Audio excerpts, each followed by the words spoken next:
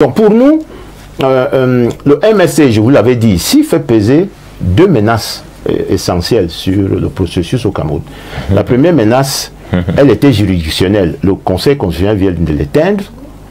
La deuxième menace est insurrectionnelle. Et vous avez lu immédiatement après la décision du Conseil, la volée de bois vert qui sort de partout pour dire que bon, maintenant, parce qu'en réalité, le fichier électoral dont on parle et dont Elections Cameroun est responsable est le prétexte pour le MRC de ne pas aller aux élections. Parce que pour eux, il s'agit de tout casser sur la base des insuffisances, disqualifier Elections Cameroun, diaboliser les autorités en charge du processus. Mais, comme vous m'avez posé la question, nous savons une seule chose, les combats que mène le MRC sont les nôtres aussi. Mais nous n'avons pas les mêmes moyens qu'eux. En termes d'argent, en termes de personnel, en termes de ceci, nous usons davantage de ruse et d'intelligence. Ça veut dire quoi? En 2025, notre décision est claire. Le résultat le plus élevé sera celui du peuple. Est-ce qu'on pourra avoir ce résultat du peuple si jamais la loi, justement, a quelques trous, si on critique ou bien on accuse ELECAM de problèmes de neutralité, d'objectivité, d'indépendance? Vous ne me comprenez pas. Je vous passe la parole, Maître Emmanuel. Je voudrais dire deux choses sur les thèmes utilisés. Le Conseil constitutionnel n'a pas déclaré notre dossier irrecevable. Ce n'est pas ce qui a été dit. Le Conseil s'est déclaré incompétent. C'est deux choses parfaitement différentes pour ceux qui nous suivent, parce que j'entends mélanger les deux notions. Quand on saisit une juridiction, il y a trois niveaux sur lesquels elle travaille. Elle vérifie d'abord si elle est compétente à connaître la question qui lui est posée. C'est-à-dire, par exemple, si vous amenez une affaire de divorce chez le juge des référés, il va dire « ce n'est pas moi qu'il faut vous adresser à notre juge ». Ça, c'est l'incompétence. Maintenant, quand le juge dit qu'elle est compétente, à ce moment, donc, il peut dire que votre requête n'est pas recevable, par exemple, parce que vous n'avez pas qualité. Ce n'est pas à vous de revendiquer ça, ce n'est pas recevable. Et c'est quand les deux étapes sont franchies maintenant, qu'elles sont bonnes, que le juge peut se prononcer sur le fond même de l'affaire. Dans le cas de la procédure qui a eu lieu mardi, le Conseil s'est déclaré incompétent, simplement en estimant que lui, ce Conseil n'a pas compétence pour juger du contentieux préélectoral. Il estime que sa compétence commence seulement à partir du moment où le corps électoral a été convoqué. Et que pour lui, mais c'est ce qui est bon dans la décision, le Conseil dit que pour des questions préélectorales, il faut saisir le Conseil électoral d'ELECAM et s'il ne réagit pas positivement, elle a la cour d'appel du ressort dans lequel la personne se trouve. Évidemment, ce n'est pas notre analyse. Mais vous voyez, moi, ces débats de juristes de droit à la télévision me gênent toujours parce que j'ai soutenu devant ce Conseil une position que je pense être la bonne. Le Conseil constitutionnel, je l'ai dit au président et à ses membres, n'est pas une juridiction de droit ordinaire. C'est une juridiction à caractère semi-politique. Et la loi dit que ce Conseil doit veiller à la régularité du processus électoral. Il commence par quoi ce processus? Il commence par l'enrôlement des électeurs. Parce que ils vont travailler sur quoi après? S'il y a contestation sur le corps électoral, des gens disent non, on n'est pas d'accord avec le corps électoral qui a été convoqué. Lui va statuer sur quoi le moment venu. Je pense qu'il devait prendre le courage, ce Conseil, de dire nous allons régler les questions, même si elles sont préélectorales, parce que rien ne nous interdit de le faire. Rien ne leur interdit. Donc ils ont pris une position différente, on la respecte. Mais monsieur Aïssi, la question qui est posée aujourd'hui, c'est quoi au Cameroun? Elections Cameroun a le devoir légal, article 80 du Code électoral, de publier le 30 décembre au plus tard chaque année la liste nationale des personnes inscrites au Cameroun. C'est ce que la loi lui demande de faire. Le 30 décembre, article 80, il faut publier la liste. Pourquoi ELECAM refuse de le faire? Mais c'est la question qu'il faut qu'on se pose, nous tous, vraiment froidement. ELECAM dit que ces listes-là sont disponibles au niveau de toutes les antennes communales. Alors, ce n'est pas une liste nationale, ça c'est des listes au niveau des communes. La liste nationale, c'est la liste qui est publiée, qui me permet, moi, étant à Yaoundé, de savoir qui est inscrit à Tokombéré, qui est inscrit à Mvengue, qui est inscrit à Bonépoupa. Je dois savoir, étant à Yaoundé, parce qu'elle est publiée. Est-ce que je vais aller, moi, mettre ici, aller vérifier toutes les communes du Cameroun, celui qui est inscrit ou pas? Chacun a le droit de savoir qui est inscrit. Ça permet donc, par exemple, de pouvoir débusquer des doublons. Comment je fais pour savoir qu'il y a des doublons si je n'ai que la liste de mon bureau de vote à moi où je suis inscrit? Ça n'a pas de sens. Et Elé Kam n'a pas à me répondre ça. La loi a demandé de faire une chose précise, qu'Elé Kam la fasse. Mais grand Dieu. Et d'ailleurs, le sénateur n'a pas prévu de sanctions contre Elé Kam en cas de non-publication. Parce qu'il n'a pas imaginé, le législateur, que Elé Kam ne le ferait pas. Parce que l'article 81, alinéa 2 du même code, par contre, prévoit lui que le conseil électoral peut être saisi s'il y a une omission d'un nom, d'un inscrit, s'il y a une erreur sur un nom, ou si un nom a été oublié. À ce moment-là, on peut donc saisir le conseil électoral. Et on l'a dit au conseil constitutionnel que sur l'article 80, on n'a pas dit que le conseil électoral était compétent pour répondre de ça et que c'était donc à lui, le conseil constitutionnel, de le faire. Ils ont pris une décision contraire, on la respecte. Mais la question de fond qu'on a se poser aujourd'hui, je me demande pourquoi Elé Kam le fait. Vous savez, monsieur Aïssi, oui, après l'élection de 2018 présidentielle, Elé Kam a fait un rapport dans lequel Elé Kam même reconnaissait les insuffisances de la loi. Et Elé Kam a demandé dans sa recommandation au gouvernement, c'est-à-dire à ceux qui gouvernent, au pouvoir public, 5 ou 6 choses. Elé Kam qui fait les élections dit, vous avez mis Elé Kam en place, mais on a fait l'élection, on a des problèmes. Voilà ce que Elé Kam suggérait, demandait et recommandait. Elé Kam demandait au pouvoir public de prendre les mesures favorables au retour de la sécurité et de la paix sociale dans les régions du nord-ouest et du sud-ouest. Condition sine qua non pour la conduite du scrutin obéissant aux normes démocratiques. Elé Kam reconnaît qu'en raison de la situation au nord-est et au sud-ouest, il n'a pas pu faire un vrai travail là-bas. Parce qu'il y avait eu, rappelez-vous, 5% d'électeurs seulement dans le nord-ouest et 15% dans le sud-ouest. Vous imaginez une présidentielle, une région entière qui ne vote qu'à 5%. Et Elé Kam a dit, c'est pas bon, prenez des mesures pour que la guerre cesse. Est-ce qu'on a fait? Je n'en sais rien.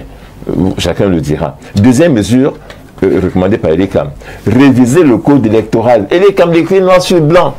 Il demande au pouvoir public de réviser le code électoral pour prendre en compte l'intégration de la biométrie dans le système électoral. Voyez-vous? Très bien. Troisième, c'est même ça, je peux ne que dire ça et puis je vais partir chez moi après. C'est vrai, pour moi c'est important. Allons-y, maître. Troisième chose, Elé Kam demandait la biométrie dans le système électoral. Parce que ce qui est fait là, c'est l'inscription qui est biométrique.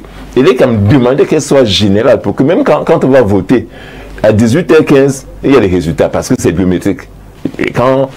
Qu'est-ce qui a été fait? Ça n'a pas été fait. Tout le monde le sait aujourd'hui. Elé Kam demandait de réduire la majorité électorale de 20 ans à 18 ans dans la Constitution. Ça n'a pas été fait. Elé Kam demandait d'adopter le bulletin de vote unique. C'est écrit noir sur blanc, monsieur, ici. Pour minimiser les coûts, le temps et l'énergie nécessaires pour l'organisation des scrutins. De constituer enfin la réflexion, de continuer la réflexion au sujet du vote des militaires dans ou hors des casernes militaires. Voilà ce qu'il est comme demandé au pouvoir public. Je dis laissons des revendications du MRC. Nous on dérange, nous on ne dit plus rien. Mais il est comme en 2018 a recommandé ces choses. Le bulletin unique, quand on le demande, on nous met en prison. Mais voilà, ça veut dire clairement qu'aujourd'hui, il est comme qui recommande des choses au pouvoir public, lui-même se prend à défaut en refusant lui-même d'appliquer la loi. C'est ça la question qui est posée. Et je la pose toujours, vous me connaissez, froidement, sans état d'âme, sans, sur ce coup-là, sans question partisane. Parce que quand on demande au Conseil constitutionnel de demander à Elé Kam de rendre la liste nationale publique, ce n'est pas au MSC que ça profite, c'est pour tout le monde. Donc je pense qu'à un moment donné, il y a des débats qu'il faut rendre plus intelligents, plus calmes pour que les Camerounais sachent que ce que nous voulons, nous, en tout cas, c'est que le pays puisse avoir un système électoral qui soit clair, consensuel et des élections qui ne sont pas contestées. Voilà ce à quoi nous voulons tendre. C'est compris. Voilà. Merci Emmanuel Sim pour ce premier jet concernant donc ce sujet inscrit à l'ordre du jour. Angelbert et Somba Bongonan, si nous nous en tenons à ce que Maître Emmanuel Sim est en train de dire. Il est clairement donc relevé que Elekam a piétiné la loi. Bon, je ne sais pas pourquoi Maître Sim conclut que Elekam a piétiné la loi. Elekam n'a pas publié le fichier électoral national. L'article 80, c'est vrai que Elekam n'a pas encore publié. Mais alors, on appelle ça quoi? C'est piétiner la loi, monsieur. Ici, vous savez, vous n'êtes pas chez Elekam. J'ai souvent du mal avec mes amis de l'EPC de défendre Elekam. Vous n'êtes pas d'Elekam, mon cher frère. Dites que je n'en sais rien. Maître Sim, même l'avocat. On vous a compris tout à l'heure. Vous pas bien défendre. Permettez également aux autres d'intervenir. Même au Conseil constitutionnel, quand il y a un litige MRC Elekam, le RDPC se lève pour venir défendre. Vous ne défendez pas Elekam. On n'a pas demandé à M. Sombo Bongono de défendre Elekam. Moi, je lui ai posé une question, celle de savoir s'il est d'accord que Elekam a piétiné la loi. Bien, est-ce que je peux continuer? Allez-y, honorable. Merci de m'avoir permis de mettre ce mot honorable. Vous êtes très honorable. Je n'ai pas encore vu la liste objet de l'article 80 et vous vous souvenez, il y a 2 semaines, j'étais ici chez vous. Je contestais effectivement cette façon de faire et dénonçais cette façon de faire des choses de Elections Cameroun. Et je disais même sur notre chaîne concurrente que Elekam jouait, de mon point de vue, avec le feu, en ne respectant pas la loi. Ce qu'on demande à Elections Cameroun de faire, c'est d'appliquer la loi, pas plus, pas moins.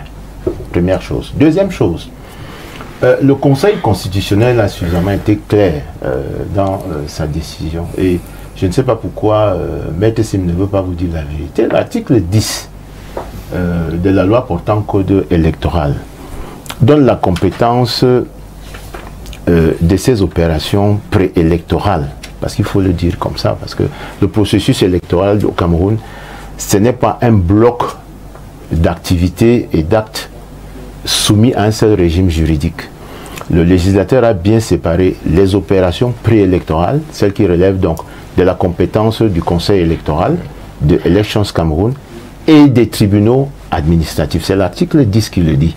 Donc si vous avez un problème avec une inscription sur une liste électorale lors de la période de révision, ce n'est pas au Conseil constitutionnel que vous adressez d'abord au Conseil électoral. Honorable, est-ce qu'il faut dire, avec tous les grands juristes que nous retrouvons au niveau du MRC, qu'ils ne maîtrisent pas cette procédure? Non, ils maîtrisent. Le problème, ce n'est pas rechercher la vérité du point de vue juridique. Le MRC cherche une légitimité politique. D'accord. C'est pour cela que le MRC pose le problème. Vous avez entendu Maître Sim le dire ici. Pour le MRC, le processus électoral est un tout soumis à la seule compétence du Conseil constitutionnel. Or, le Conseil constitutionnel le dit, et la Cour suprême, avant le Conseil constitutionnel, le disait déjà, le processus électoral camerounais est un ensemble d'actes et d'opérations détachées les unes des autres, qui ne relèvent pas d'un régime juridique en termes de contentieux unique. Donc, il y a certaines opérations et certains actes qui relèvent du juge administratif, d'autres qui relèvent du juge constitutionnel. Et ce n'est pas au hasard si le Conseil constitutionnel pose précisément la convocation du corps électoral comme motif et le fondement de sa décision, parce que il y a des années qui ne sont pas des années d'élection. Alors, est-ce que le Conseil constitutionnel doit être saisi? Voilà la bonne question. Nous sommes en 2025 à une année électorale. C'est une année qui coïncide avec l'année de l'opération de révision des listes électorales. En 2023, on n'était pas en année électorale. En 2024, on ne l'était pas. Donc, il y a des opérations qui relèvent du juge administratif, et c'est l'article 10 de la loi portant code électoral qui dit que pour ce type d'opération, donc qui relève de la phase préélectorale, c'est le Conseil électoral qui est compétent. Et les juristes du MRC le savent très bien. Sauf que l'objectif politique recherché par le MRC, c'est d'avoir une décision qui donne une légitimité au MRC d'investir un candidat. Parce que vous ne pouvez pas être légitime au début du processus et être disqualifié à la fin de ce processus. Le début du processus, comme il l'a dit, étant pour eux l'inscription sur les listes électorales, et la fin du processus étant pour eux l'élection des résultats de l'élection présidentielle. Donc, si le Conseil constitutionnel avait suivi le MRC, Maurice Kamto serait donc légitime a introduit sa candidature, parce que c'est ce qu'ils recherchaient. Ils savaient très... Non, Maître Sim, laissez-moi développer, s'il vous plaît. Maître Sim sait très bien que... C'est une étude d'intention. Non, ce n'est pas un procès d'intention. Je vous le dis, monsieur. Laissez-moi développer pour ceux qui nous regardent, s'il vous plaît. Vous avez parlé là, vraiment, ils ont très bien compris ce que vous dites. Laissez-moi développer mon argumentation. Donc, si vous prenez dans le processus électoral comme un bloc unique, soumis à un seul régime juridique, celui du Conseil constitutionnel, à ce moment-là, on ne peut pas disqualifier un candidat au moment de la convocation électorale, alors qu'on a accepté qu'il introduise des recours pour attaquer certaines opérations, certains actes au début du processus. Voilà la réflexion juridique de fond. Vous avez été honorable. Je conclue cette première prise de parole en disant que c'est quand même curieux qu'on lise l'article 80 et qu'on ne lise pas l'article 81 qui suit, qui dit clairement que pour toutes ces questions, parce que c'est le Conseil électoral qui a le pouvoir d'ordonner pendant la phase préélectorale toutes les modifications que vous voulez et toutes les corrections que vous voulez sur les listes électorales. Donc pour nous, le MSC, je vous l'avais dit ici, fait peser deux menaces essentielles sur le processus au Cameroun. La première menace, elle était juridictionnelle. Le Conseil constitutionnel vient de l'éteindre. La deuxième menace est insurrectionnelle. Et vous avez lu immédiatement après la décision du Conseil, la volée de bois vert qui sort de partout pour dire que bon, maintenant, parce qu'en réalité, le fichier électoral dont on parle et dont Elections Cameroun est responsable est le prétexte pour le MRC de ne pas aller aux élections. Parce que pour eux, il s'agit de tout casser sur la base des insuffisances, disqualifier Elections Cameroun, diaboliser les autorités en charge du processus électoral pour qu'il n'y ait plus du tout de consistance qui permettent de justifier qu'on aille aux élections. C'est pour ça que vous voyez un certain nombre de militants de ce parti tenter d'appeler les populations à aller dans la rue pour contester un certain nombre de décisions, parce que, sachant très bien qu'ils n'ont pas cette... Monsieur Issomba, sachant très bien qu'ils n'ont pas cette... Accusé par le MRC de cette manière, c'est la diffamation, monsieur Issomba. Non, je n'ai pas fini ça. Je préfère... Non, monsieur Issomba, je ne peux pas laisser dire des choses pareilles. Vous n'allez pas dire qu'on fait l'insurrection. Non, ça suffit de dire ça du MRC. Vous reconnaissez vous-même que Elikam refuse de faire son travail et on fait le procès du MRC après. Qui lui demande... Ce n'est pas moi qui parle de la... Ça n'a pas de sens. Au lieu d'attaquer Elikam, ce n'est pas moi qui parle dans la bouche le MSC qui nous votre président national qui dit que les survivants vont rester arranger les choses. Nous, on va d'abord tout gâter. Monsieur Issomba, c'est votre président national qui le dit. Donc, la seule voie qui reste dans Elikam, et je sors par là, au MRC, la voie juridictionnelle étant donc fermée, puisque Elections Cameroun, le Conseil constitutionnel a décidé, et je doute même que la Cour d'appel, si elle était saisie, se déclare compétente parce que le Conseil constitutionnel a fermé le jeu sur le plan juridictionnel. Donc il leur restait uniquement la voie des candidatures indépendantes ou l'insurrection. Voilà. Nous allons passer la parole à Valère Bessala. Valère, au-delà du fait que vous soyez en politique vous-même, vous êtes un observateur averti. Où est-ce que vous vous situez dans cette bataille qui dure de longs mois entre le MRC et Elikam? Le MRC parle des lois qui ne sont pas respectées, le Conseil constitutionnel qui se déclare incompétent, le membre du RDPC qui pense que le MRC est sur une logique insurrectionnelle, Maître Sim qui rétorque non. Et que dit Valère Bessala? Je ne sais pas, je ne vais pas parler à mon nom personnel. Vous savez que je suis guide d'un parti. Tout à fait, tout à fait. Guide d'un parti et je me dois toujours, dans mes positions politiques, de respecter la logique politique du parti parce que je ne suis pas libre de ma propre parole. Je voudrais seulement dire ici que les revendications du MRC sont légitimes. Elles sont légitimes. Seulement, il faut noter une ou deux choses. Une ou deux choses simplement, c'est que l'article 80 sur l'obligation de publication des listes est une lacune. Et a des lacunes, du moins dans cette loi, puisqu'il ne précise pas les modalités de publication de la liste nationale. Parce que c'est là en fait le fond. Vous voyez que même Maître dit que Lekam dit que lui sait qu'il a déjà publié des listes nationales et qui sont vérifiables et consultables dans chaque arrondissement. Donc pour eux, la liste nationale s'entend en fait de l'accumulation des différentes listes dans les arrondissements. Or, dans l'esprit du MRC et aussi dans notre esprit à nous, la liste nationale s'entend en fait d'une compilation unique de tout le corps électoral, identifiable à n'importe quel endroit du globe et du triangle national. Ça veut dire qu'on doit pouvoir avoir une liste nationale, par exemple, numérique. Si j'ouvre mon téléphone, je dis liste nationale, et ainsi de suite, et puis je cherche mon nom, je retrouve mon bureau de vote, et ainsi de suite, sans avoir besoin de dépenser en carburant ou je sais pas moi en taxi pour aller à Yaoundé, je ne sais pas combien, aller vérifier dans une liste à n'importe quelle heure de la nuit, vous comprenez? Donc je crois qu'il y a cette interprétation là, donc qui en fait relève d'une lacune de la loi électorale.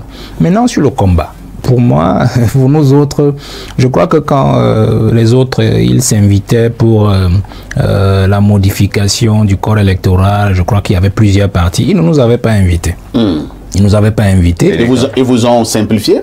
Non, je ne fais pas de procès d'intention. Je dis simplement qu'ils ne nous avaient pas invités, du moins le parti Jouvence, dont je suis le guide. Donc, ce combat, je le partage de manière différentielle. Ça veut dire quoi? Je les observe simplement dans le combat, je le partage avec parce que je les comprends. C'est un combat qu'ils mènent pour nous tous, vous voyez. Mais je ne peux pas rentrer dans un combat, en fait, dans lequel on ne m'a pas invité. Peut-être que si on m'a invité à la Fondation d'âme, à l'époque, quand les grands partis, puisqu'ils se disaient les grands partis qui avaient des élus et qui avaient plus d'allant sur le terrain, j'aurais peut-être aussi donné ma modeste contribution qui peut-être n'allait pas aller dans le sens de Maître qui est un juriste féru, mais peut-être dans la stratégie politico-administrative pour atteindre davantage mieux l'objectif. Vous comprenez? On ne m'a donc pas invité. Donc je ne sais pas qu'est-ce que je peux dire dans ce grand combat. Je crois qu'au fond de l'affaire, nous devons plutôt davantage comprendre, et ça c'est notre position à Jouvence, c'est-à-dire que nous ne rentrons pas dans les discussions de la loi, dit que la loi est fait qu'il y a un trou dans la loi, nous on n'est pas dans ce genre de choses. Nous restons concentrés sur 2025. 2025 est simple pour nous. Nous savons que le parti au pouvoir a toujours triché, il a toujours fraudé. Alors nous disons pour 2025 c'est terminé. Nous ne faisons pas de bruit. Je crois que le petit péché chez moi, c'est que j'ai peut-être fait planer sur le parti Jouvence, comment dire, mes plis professionnels que j'ai acquis dans mon parcours. Parce que je ne dis pas davantage ce que je vais faire. Mais, comme vous m'avez posé la question, nous savons une seule chose. Les combats que mène le MRC sont les nôtres aussi. Mais nous n'avons pas les mêmes moyens qu'eux. En termes d'argent, en termes de personnel, en termes de ceci, nous usons davantage de ruse et d'intelligence. Ça veut dire quoi? En 2025, notre décision est claire. Le résultat le plus élevé sera celui du peuple. Est-ce qu'on pourra avoir ce résultat du peuple si jamais la loi, justement, a quelques trous, si on critique ou bien on accuse Elekam de problèmes de neutralité, d'objectivité, d'indépendance? Vous ne me comprenez pas. Je dis, le résultat, nous ne discutons avec personne. La jeunesse camerounaise dit au parti au pouvoir et à son champion que le résultat le plus élevé sera celui du peuple à l'exclusion du champion au pouvoir. Ça veut dire quoi? Il tripatouille, ce sera toujours à notre avantage. Il fraude, ce sera à notre avantage. Si le président Paul Biya est candidat, et s'il gagne l'élection, ce sera toujours à votre avantage? Je dis ceci. Il tripatouille, ce sera à notre avantage. Il fraude l'élection, ce sera à notre avantage. Je ne comprends rien. Soyez plus clair. Le résultat le plus élevé doit être celui du peuple, à l'exclusion du parti au pouvoir et de son champion. Ça veut dire quoi? Parce que vous voulez que j'aille plus au fond. Si Biya est candidat et que le Conseil constitutionnel proclame que c'est lui qui a gagné, oui, son résultat là, ce sera le nôtre à nous. Ce ne sera pas son résultat. C'est mathématique. Le MRC d'accord? Vous avez compris, vous? Donc, ce que je veux que vous compreniez, peut-être que lui aussi a compris. Ce que je veux que vous compreniez. Mais il a compris. Sauf qu'il ne va pas passer là. Laissons ça comme ça. Laissons ça comme ça. Laissons ça comme ça. D'accord. Donc, nous sommes à un niveau ici où oui. nous ne discutons plus avec les gens d'en face. Parce qu'en fait, le peuple dans sa misère en a marre. Le peuple dans sa souffrance en a marre. Donc nous savons qu'ils ont toute la machine avec eux. Maître se bat contre l'ECAM. Quand vous dites conseil électoral, quelle est la différence entre le conseil électoral et la direction générale de l'ECAM? C'est une machine administrative. Et on sait qui nomme tous ces gens-là. Donc, quand le conseil constitutionnel vous dit « l'ECAM est compétent pour cette question et pas moi », le conseil constitutionnel est en train de vous dire « en fait, allez vous faire hacher par vos concurrents » qui sont en fait le parti au pouvoir. Puisqu'en fait, tous ceux qui sont à l'ECAM sont les affidés du parti au pouvoir qui lui donne les moyens de fonctionnement et qui administrativement les tient. Est-ce qu'un membre du parti, un quelconque parti politique d'opposition est assis à l'ECAM? Siège à l'ECAM.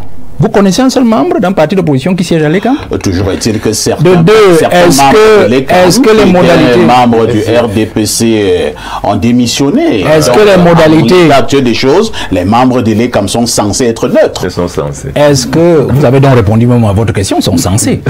Est-ce que dans les modalités de désignation des membres de l'ECAM, vous avez une faculté qui est la consultation, par exemple, du bloc de l'opposition. Il n'y en a même pas au Cameroun, mais de l'opposition en général. Non. Donc, vous comprenez que nous sommes dans une affaire déjà désavantageuse à notre niveau. Alors, nous, la jeunesse, nous disons que nous ne discutons plus ces affaires. Depuis 30 ans, depuis 90, ils font la même chose. On n'est plus à ces niveaux-là. On ne discute pas le résultat de 2025. Je vous ai donc dit en fond, et je sors par là. Il y a intérêt soit à nettoyer ses amis avant de partir lui-même, soit à partir et à nous laisser les nettoyer. De toutes les façons, pour 2025, le résultat sera celui du peuple et de sa jeunesse, à l'exclusion du parti au pouvoir et de son champion. Merci Valère Bessala, Abel Elimbi Lobé.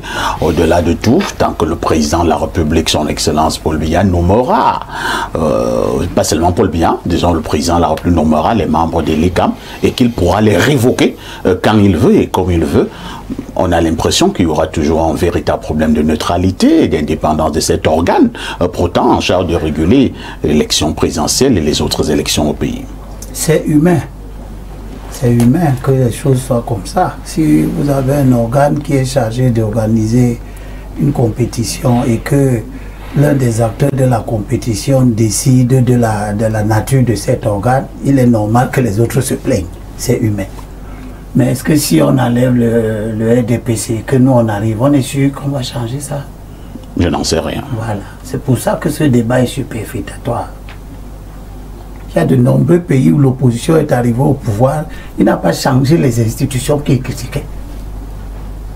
Elle ne l'a pas changé. Puisqu'à partir de ce moment, ces institutions-là, les gens retournent leur veste là-dedans, etc., etc. Et ils peuvent maintenant être au service de l'opposition qui est devenue le régime, le pouvoir. Donc c'est des mauvais débats, perte de temps. Et je n'aime pas l'indignation sélective. Je n'aime pas ça du tout. Il y a un proverbe de chez nous qui dit que ce qui se passe dans la maison des poules peut aussi se passer dans la maison des canards. C'est-à-dire que quand nous nous indignons, lorsqu'on a créé Elections Cameroun, M. Maurice Kamto était de l'autre côté. Il était avec les Bengonos, c'était leurs amis. C'est lui qui nous disait que... C'est lui qui nous disait... Ouais, pourquoi tu prends la parole? Je n'ai rien dit, monsieur. Non, tu as parlé depuis... Tu sais que j'ai déjà dit que votre parti est mauvais. C'est votre mission, monsieur. Oui, oui, c'est ma mission. Alors, mais tu prends la parole, pourquoi? Non, non, non. Tu es en train de prendre la parole. Faites votre travail jusqu'au bout, monsieur. Mais tu es en train de prendre la parole. J'ai dit aller devant. Mais tu parles alors pourquoi? Ok, donne-lui mon temps. Non, j'ai dit au Bosso. Continuez, monsieur Limité. C'est vous qui avez la parole. Votre parti est un très mauvais parti qui nuit beaucoup à la lutte de l'opposition. C'est ça. C'est ça. Premièrement, ce n'est pas aujourd'hui que nous nous plaignons d'élections Cameroun. Quand nous nous plaignons, le MRC n'existait pas. On n'avait même pas encore conçu l'idée de MRC. Et celui qui dirige le MRC aujourd'hui, qui organise tout ce tintamarre, Il soutenait toutes les bavures, les bêtises du pouvoir. C'est pourquoi j'évoque l'indignation sélective. Maintenant que ça joue contre lui, il fait comme si la terre vient de commencer. Il est allé aux élections en 2013. Et là, quand m'avait publié la liste nationale, est-ce qu'il s'est plaint? Il y avait une élection législative en 2013. M. Kanto était candidat dans le Fundi. 7 sièges. Il s'est plaint que la liste nationale n'est pas publiée. C'est pas plaint. Il est allé aux élections en 2018. Il s'est plaint que la liste nationale n'est pas publiée. C'est ce qui fait en sorte que lorsqu'il embrasse ses combats maintenant, tardivement, alors qu'il a déjà fonctionné avec ce système sans le dénoncer, alors qu'au moment où lui il ne le dénonçait pas, nous on est né dans la dénonciation de ce système et il était là-bas, il soutenait ça. Il a tellement soutenu ça qu'il a même soutenu la révision de la Constitution. Encore un mensonge. Encore un gros mensonge. C'est ridicule. Il a même soutenu, c'est-à-dire un acquis fondamental de la lutte de 90. Encore un mensonge. Inutile. Bon. Aujourd'hui, il se prévaut de ses qualités universitaires pour nous faire croire que il a la science infuse. Et nous, on regarde. C'est pour ça que vous connaissez, quand il fait ces choses-là, quand vous faites vos choses, tu as vu un autre parti d'opposition les rejoindre? Tu connais un seul parti qui les a rejoints? Que, ah oui, mettons-nous ensemble. Le code électoral dit que, à l'issue des opérations de révision, article 80, et au vu des documents et données communiquées par les démembrements régionaux d'Elections Cameroun, le directeur général des élections établit et rend public la liste électorale nationale au plus tard le 30 décembre. Nous tous, nous savons ça. Sauf s'il y en a dans le MSC qui pensent que quand ils lisent, eux, ils comprennent autre chose que nous, on ne comprend pas. Nous, on sait qu'on rend public. Si on ne rend pas public, on fait quoi? Quelle est la sanction? On dénonce. Bon, c'est parce que nous savons donc qu'il n'y a pas de sanction, que nous sommes dans l'état d'esprit de Bessala depuis la nuit des temps, que le combat n'est pas là-bas. Tout combat qui se renvoie à ça, c'est de la diversion. Surtout quand ce combat veut être mené de façon solitaire par quelqu'un qui était du régime qui soutenait ces choses. Le code électoral dit que, article 81, la direction générale des élections est chargée du tenue du fichier électoral. Alinéa 2. Tout parti politique, tout électeur, tout mandataire d'un parti ou d'un candidat peut saisir le conseil électoral. On n'a pas dit pas notamment, monsieur Lisette, c'est malhonnête ça. Lisette, monsieur. C'est moi qui parle. Tu as pris la parole, tu n'as pas lu. Tu n'as pas lu. Tu as fait ton commentaire, là c'est moi qui lis. Maintenant tu me dis ce que je dois lire. Et comme le texte, il faut commenter sans dire tout le texte. C'est pas honnête. Calmez-vous, calmez-vous. Vous savez, nous allons faire un débat constructif. Voilà. Monsieur Limbi, vous allez chuter et les autres vont intervenir.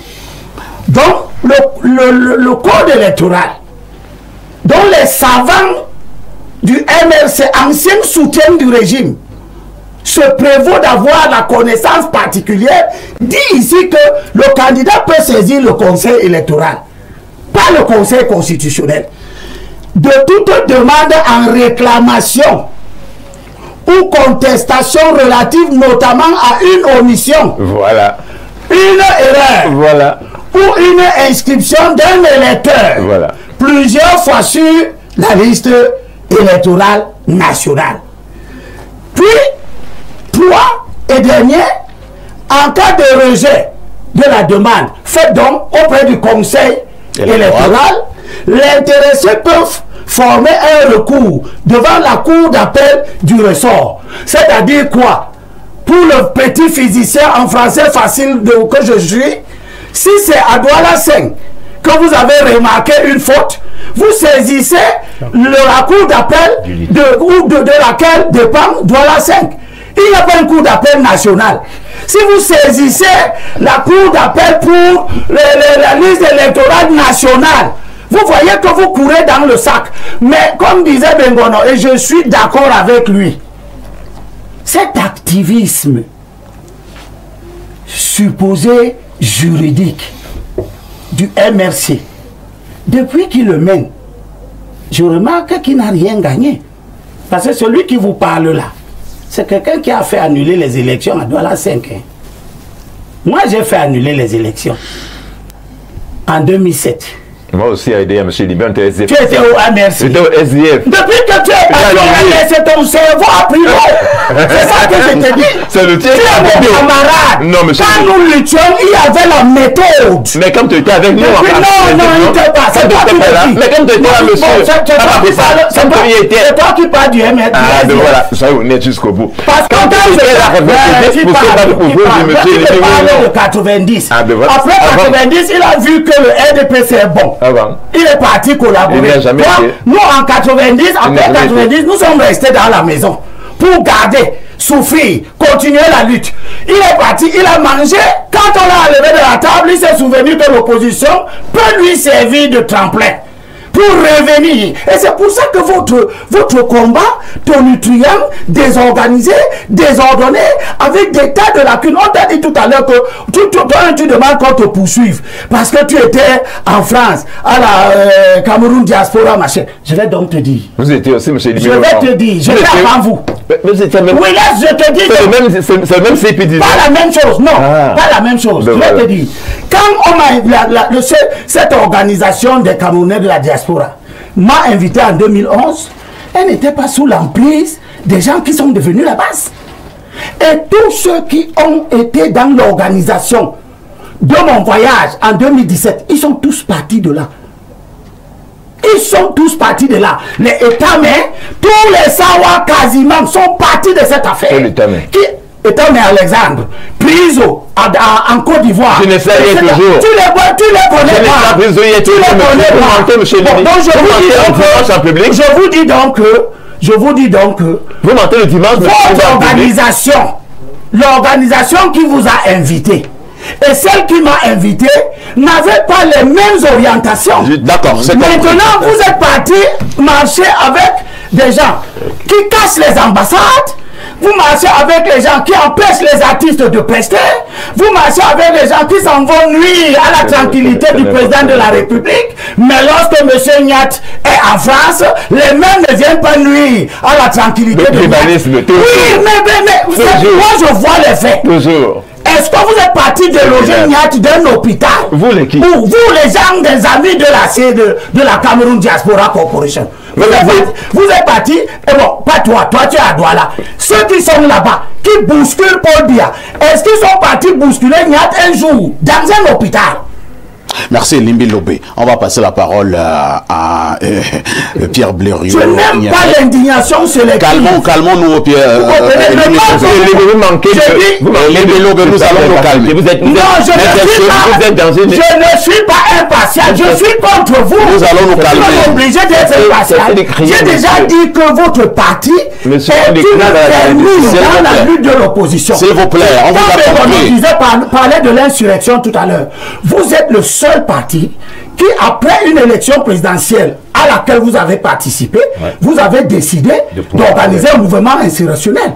Vous avez perdu les élections combien de fois? Nous allons continuer. Il n'a jamais décidé de mettre les gens. On vous a compris, nous vous avons compris.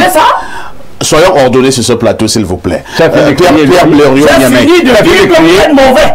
Et vous travaillez pour le régime. Et Limbi Lobé, vous avez compris. Ce n'est pas un débat entre Maître Sim et vous. Ce n'est pas un débat entre Maître Sim et Limbi Lobé. S'il vous plaît, permettez aux téléspectateurs qui nous font confiance d'avoir un débat de qualité.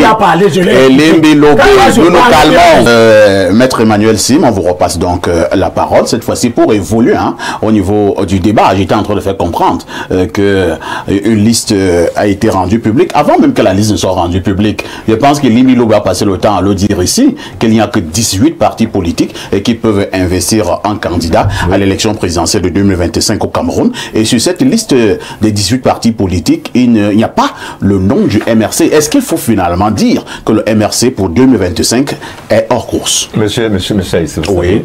Ce débat, je le fais plus. Vous me fatiguez avec ça. Et pourquoi? Je vais vous dire pourquoi.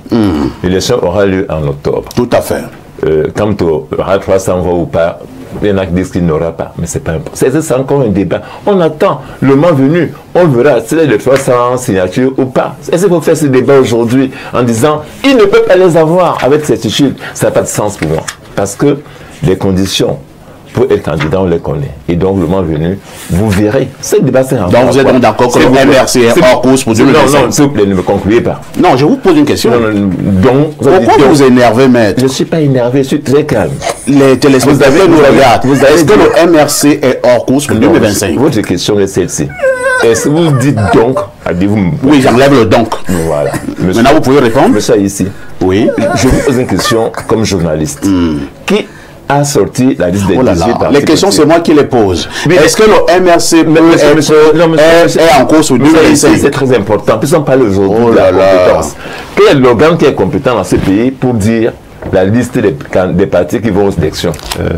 C'est la question préalable. Si vous donner et vous devriez, monsieur, si vous la posez vous-même. S'il vous plaît, monsieur, ne me prêtez pas de mots. Je voudrais vous donner une information. Non, je n'ai pas besoin de ce que vous me dites. Je vais dire, n'est-ce pas? Et on est en train de dire des choses violent, hein? qu'on ne sait pas. 2025, là. Non, du tout. Monsieur Bafa ici, pour l'information de ceux qui ne savent pas, le MRC a saisi au moins 10 fois le conseil électoral. Je vous dis au moins 10 fois, des requêtes signées par moi-même, Maître Sim et mes confrères. On l'a fait.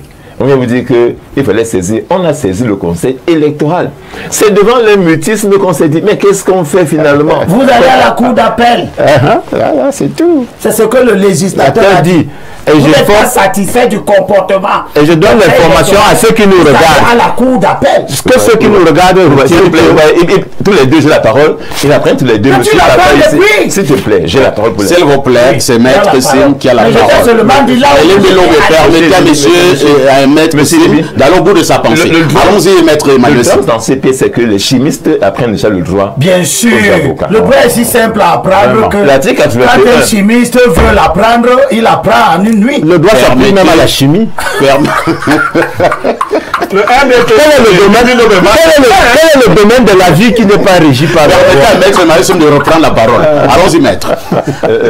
S'il vous plaît, permettez à Maître de dire un mot. Donc je voulais vous dire qu'il ne faut pas que les gens qui nous écoutent, nos enfants qui apprennent le droit, j'en ai dans mon cabinet parce que moi j'apprends le droit aux enfants. Ceux qui font la chimie, qui enseignent la chimie aux enfants. C'est ce qui tu fais payer, c'est que... la chimie de droit. Ça alors. Il y a même le tu droit vas de pas t'en sortir. Il y a le droit de la chimie. Non, je vais pas faire ce débat, n'est-ce pas? Parce que moi, je vois la télévision souvent à la maison. J'ai fait un message à M. ici la dernière fois. Quand on fait ça, ceux qui nous écoutent n'entendent rien. Et moi, ça me gêne. Je suis souvent une personne qui vous regarde. Tout à fait. Je sais très désagréable. Vous avez raison. Je ne peux pas faire ça, monsieur, ici. Si monsieur m'interrompt, moi, je me tairai à tous les coups. Non, vous allez parler. Voilà. Allez-y. L'article 21 qu'ils évoquent de manière partielle. Tout à l'heure, il a lu une partie.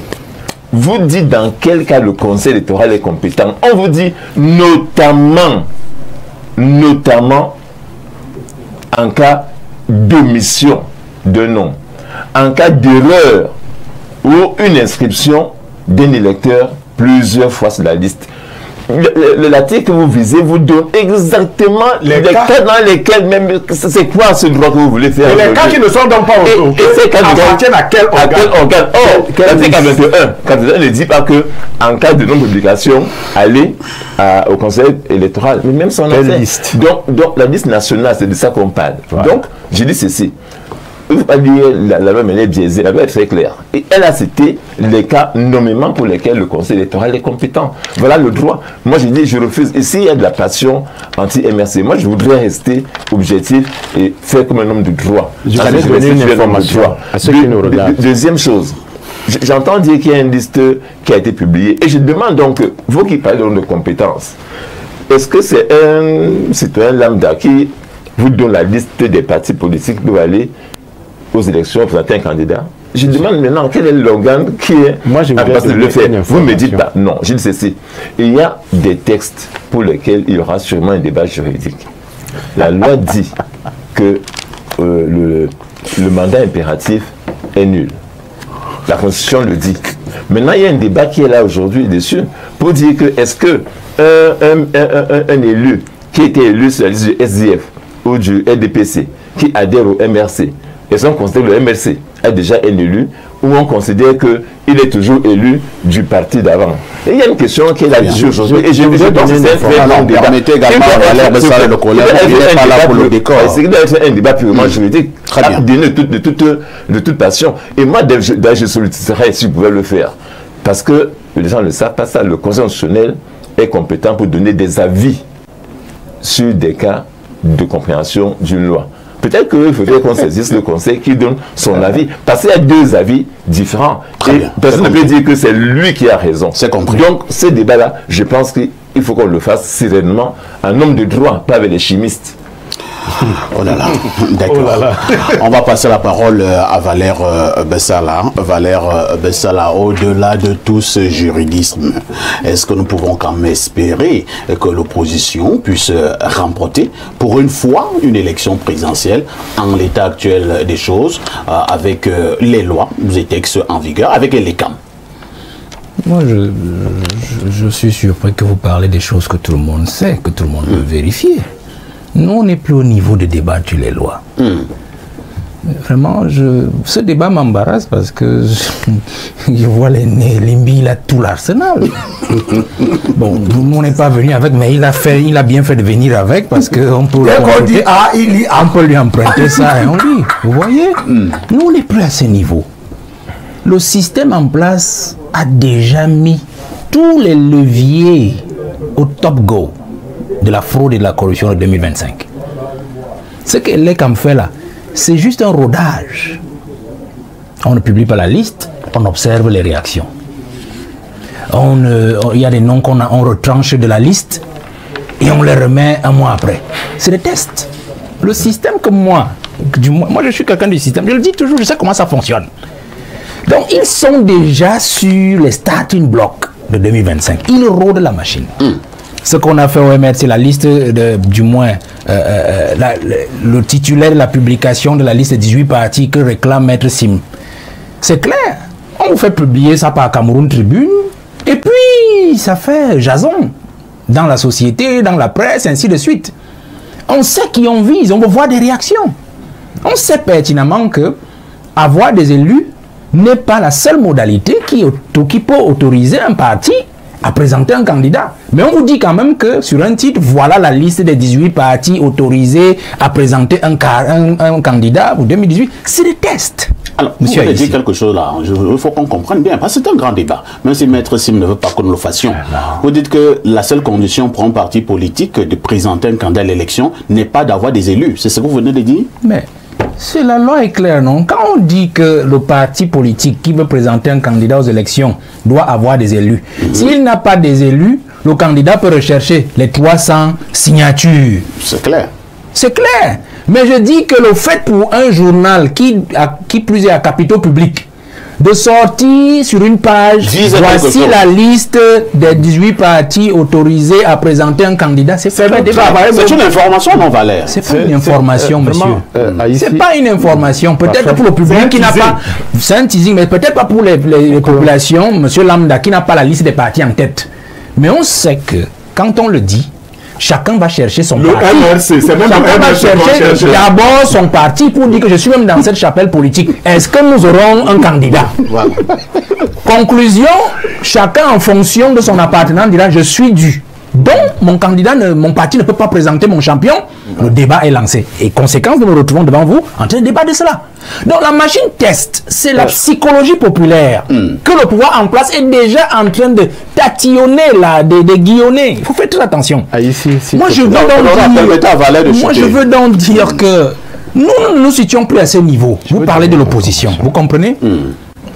Je veux dire que ce que l'aîné Limbi a dit, pour moi, est fondamental sur la psychologie des candidats ou la psychologie du leader de l'opposition. Moi, je ne suis pas entré en politique pour devenir président de la République ou ministre ou quoi que ce soit. Je ne sais même pas. Il y a un moment où je me demande, mais qu'est-ce que je fais même dans cette affaire? J'ai tout abandonné avec tout ce que j'avais pour venir en politique. Mais je me suis rendu compte d'une chose. Je fais partie justement de ceux qui sont chargés de la transition même dans l'opposition. Parce qu'il y a un leadership de l'opposition qui devra être balayé à tout jamais. Ah bon? Parce que Biya qui s'en va là, nous disons toujours qu'il s'en va avec son régime. Vous pensez que c'est seulement avec le régime?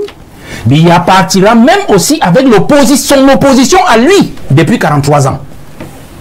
Mais dites-moi, un prochain président de la République qui arrive, mais attendez, ce n'est plus ce que nous voyons là, hein, qui seront des opposants. La nouvelle génération ne veut plus les voir.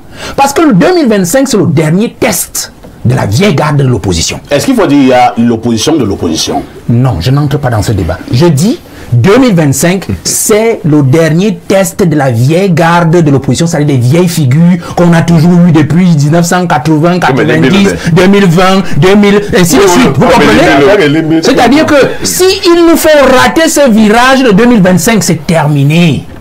On n'en voudra plus après 2020, la prochaine génération. Donc, je suis content quand je vois la liste des leaders de partis politiques. Il y en a qui sont de plus en plus jeunes. De plus en plus jeunes. Parce qu'il faudra que les vieux ténors là nous laissent la place. Je prends un simple cas. J'ai suivi le débat sur... Bon, j'ai vu ce qu'on a dit du PCRN, les déclarations du président du PCRN qui a fait des volets de bois vert, ainsi de suite. Bon, on peut prendre ça en ambiguïté, mais le fond est là. Le fond est là. C'est que il y en a qui ont quand même fait un certain parcours. Et il y a des choses que le peuple attend d'eux. Il y a aussi des positions qu'on n'admettrait pas de les voir proposer au peuple camerounais aujourd'hui. Donc, il faudrait que la vieille garde de l'opposition comprenne une chose. Là, je parle de coalition. La vieille garde doit comprendre une chose. Il n'est plus question de vous dire une chose.